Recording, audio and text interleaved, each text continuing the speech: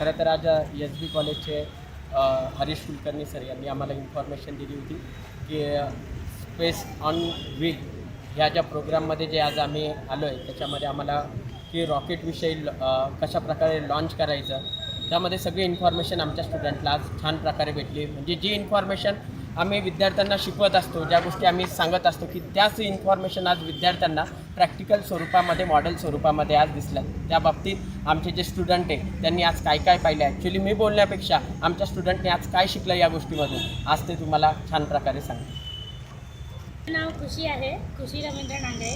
मी ninth CBSEमध्ये शिकते.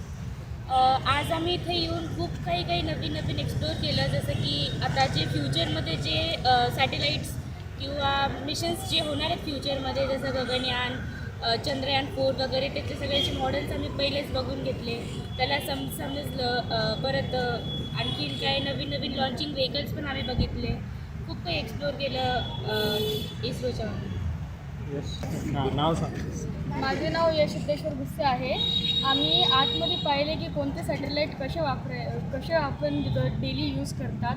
त्याच्यानंतर real life सॅटेलाईटने जे घेतलेले इमेजेस आहेत त्यांनी आम्हाला दिल्लीचे कॅनॉट प्लेस, पार्लमेंट आणि विविध जागा दाखवल्या. आणि त्याच्यानंतर जे लॉन्च पॅड आहेत जिथून वेगळे आमचे भारताचे 2 लॉन्च पॅड, फर्स्ट व्हर्जन आणि सेकंड व्हर्जन आम्ही नीट पाहिलं.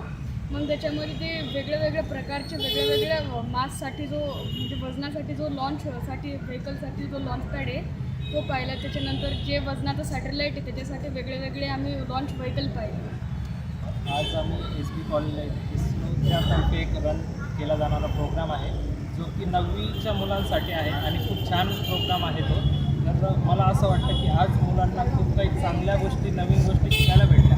रोजचं जे आम्ही त्यांना शिकवतो आहे ते तर आहेच, ते थिअरॉटिकल आम्ही शिकवत असतो, पण त्या व्यतिरिक्त त्यांना प्रॅक्टिकली इथं सगळे जे मॉडेल्स आहेत ते त्यांना बघायला भेटले.